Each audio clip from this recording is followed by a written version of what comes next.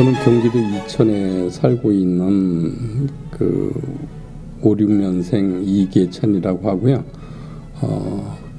젊어서는 현대건설 차적과에 입사해서 중동, 사우디, 이라크 이런 데 근무도 했었고 또 개인 사업도 했었고 지금 임대업이나 이제 건설 쪽 지금 일을 하려고 준비 중인데 작년에 재작 3년 전에 이제 큰아들 결혼시키고 아내의 발병을 알게 돼서 3년 동안은 암 연구를 많이 해서 이제 암에 대한 책을 저술하고 있는 중입니다.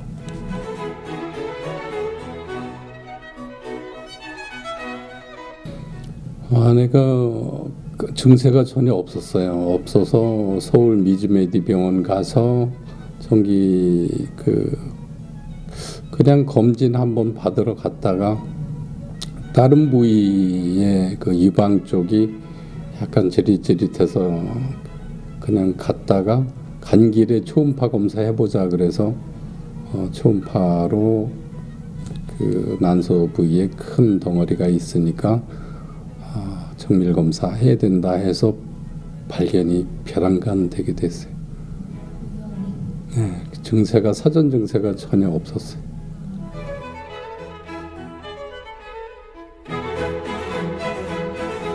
발병 원인이 제 아내가 한 2, 3년 동안 심한 불면증이 있었어요. 우울증도 같이 있었어요.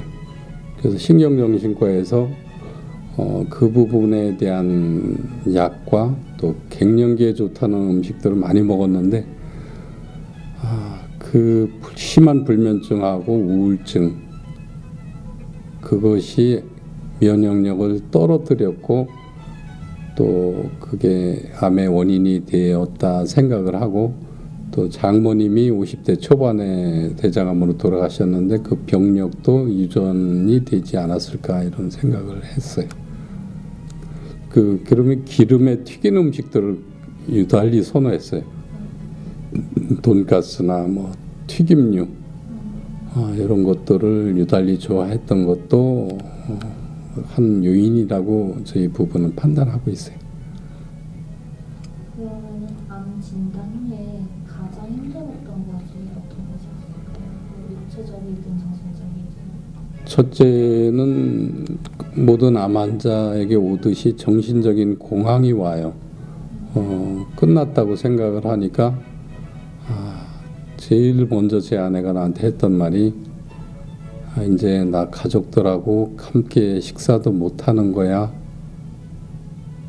그리고 왜 하필이면 나한테 걸렸지? 나는 그렇게 나쁘게 살아오지 않은 것 같은데 왜 하필이면 나지? 그런 절망감이나 이런 공포감, 좌절감, 의사들을 붙들고 물어봐도 살 수 있다는 희망을 주는 어떤 멘트도 간호사나 의사로 못 들었을 때 더 무서운 그런 생각들이 찾아왔죠.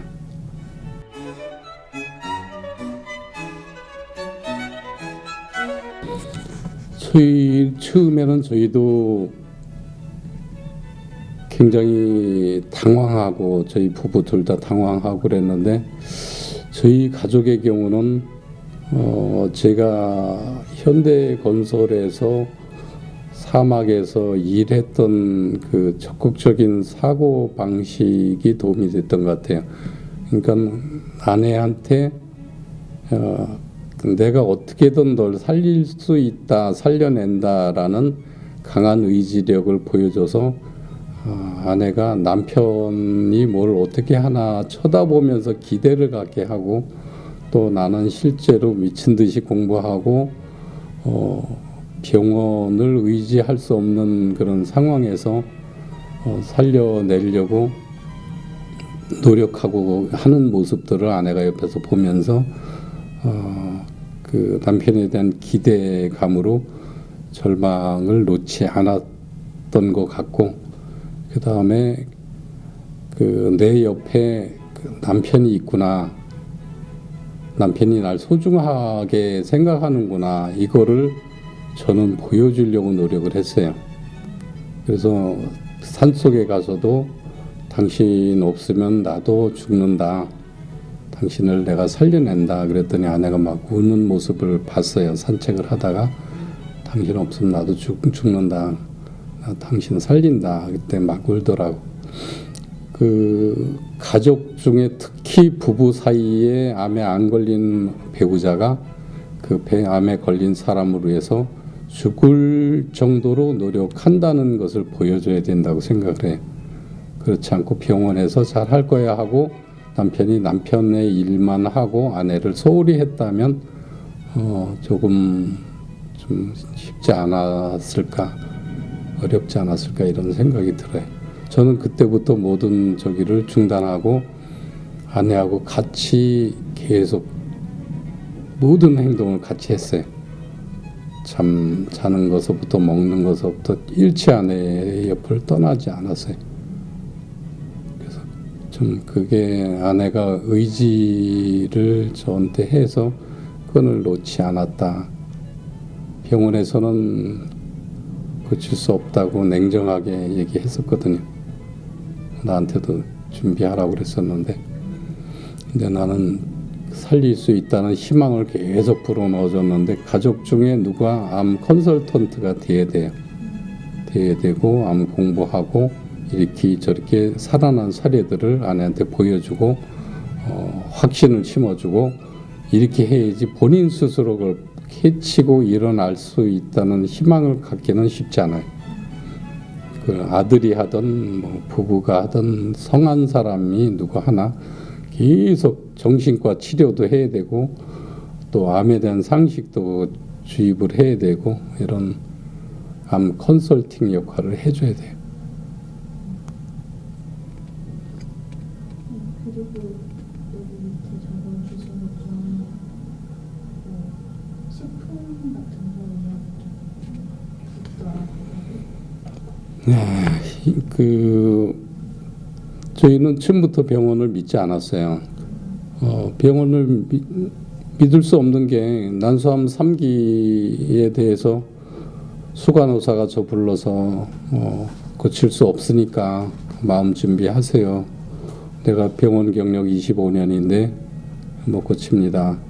라고 냉정하게 따로 복도 끝에 와서 얘기했을 때 그리고 많은 기록들 보니까 난소암은 재발돼서 죽는다고 하고 그때 이정원 교수가 그 센터장인데 그분도 재발합니다라고 장담을 했었고 그래서 저는 그 일본이나 이런 암에 대한 박사들의 논문이나 유튜브 영상 이런 것들을 많이 봤는데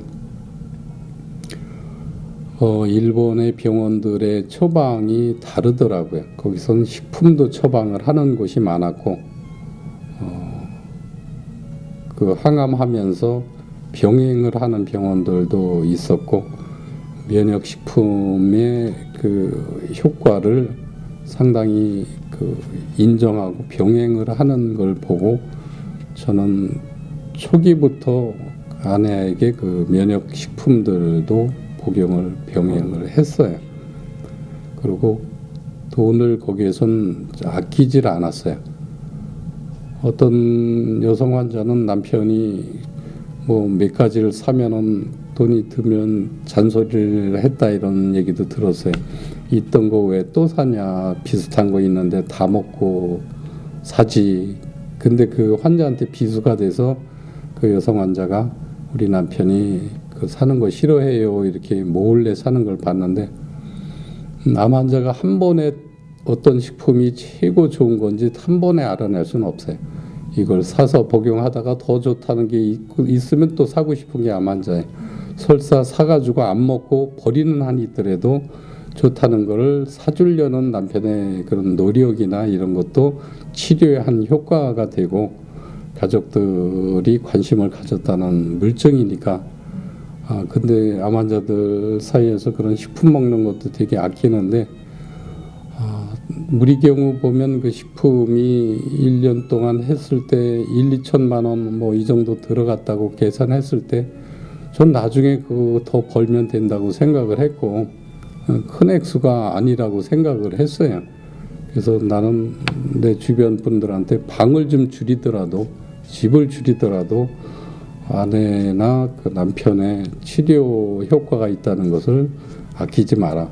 적어도 한 1년 정도만 아끼지 않고 투자하면은 효과는 상당히 기대할 수 있다라고 권유를 하는 편인데 잘 따르는 분들은 별로 못 봤어요.